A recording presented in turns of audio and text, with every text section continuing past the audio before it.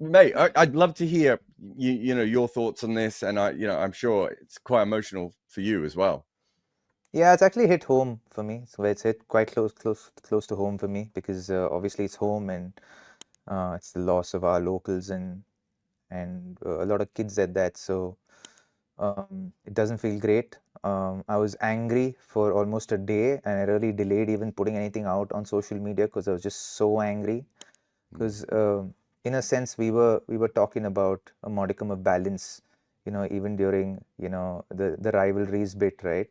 And one can understand that in celebrations, people really want to get close to the team and celebrate with them in a sense.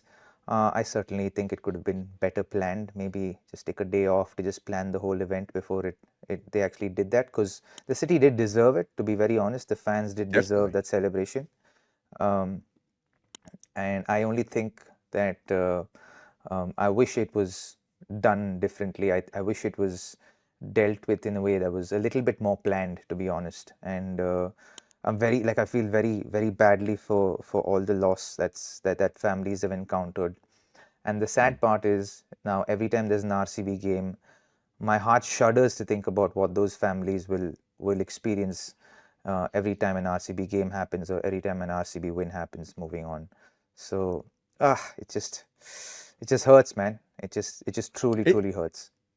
exactly. And I think to go back what you were saying about a moment ago, obviously the deaths have brought this into focus, right? And the tragic nature of what has happened. But you go through and you're just like, again, it looked like that fans weren't being put first, right? And we Yeah. see that Mm, so often in cricket, and it happens in other mm, sports as well. But mm, and I understand the logistical problems with these things, because mm, what happens, and I've talked to government organizations and to police organizations about this, they don't want to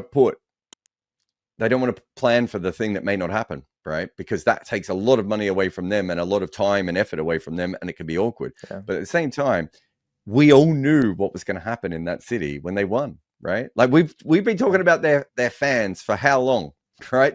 Almost every Especially with episode of the this podcast. infrastructure that's there in Bangalore, right? Bangalore is not built Yeah. for so many people. It's maybe a 45,000, 50,000 capacity stadium, if that. And there were Mm. about 3.5 lakh, 4 lakh people outside. So everyone is trying to clamor into the stadium, right? Everyone's trying to get into the stadium. I'm nobody when it comes to planning stuff, but perhaps if they open the gates of the stadium right at the start and allowed people to come in and say whoever comes in first, gets to attend, and then you close the whole thing down and you kind of shut the road off and only open that road that leads to the stadium for only the bus and officials, right, and nobody else. Then it kind of, and then if you had screens, if you just shut those roads off for the evening, and you actually had screens there where people could sit down and actually Yeah. watch and celebrate right outside the stadium with the team. That would have been a great touch, I thought. I just think they didn't have enough time to plan for it, and I think in hindsight doing it the next day perhaps was an error in judgment. Yeah. No, Massive. I 100% agree. And like, we've obviously we're not going to talk about all the other stuff that will come from this. Though, people will be untangling this for years to come. I mean, people are still, how long did the Hillsborough tragedy take for all the details to come out? There's so many people, so many moving parts here.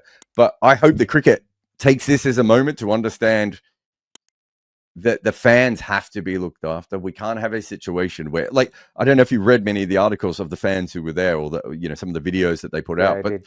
it was just Yeah. chaos, right? No one knew Yeah. what was happening in any way, and too often I think in cricket we allow for that, and I've seen it happen in other countries as well. This isn't an India. I know some of these things are India specific, but it's not just India. I Mm, remember being in Sri Lanka when Sri mm, Lanka won the 2012 semi-final, and and they almost won the final against the West Indies. If they won that final, Colombo wasn't ready for what was about to mm. happen to their city. And that's the thing Yeah. that we have to get used to.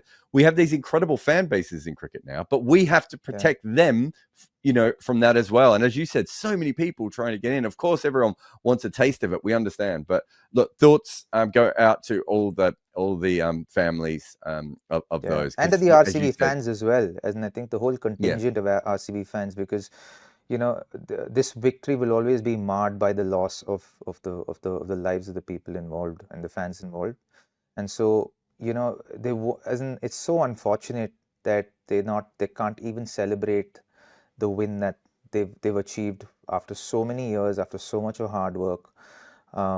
It's going to be marred by this, right? And so you got to feel sad for the fans, of course, for the players, but I agree with you. I think it should be fan first, especially celebrations like this should be fan centric first, and then everybody else. Just the players and fans, and then everybody else, and then all the peripheries that actually kind of get involved with this whole thing.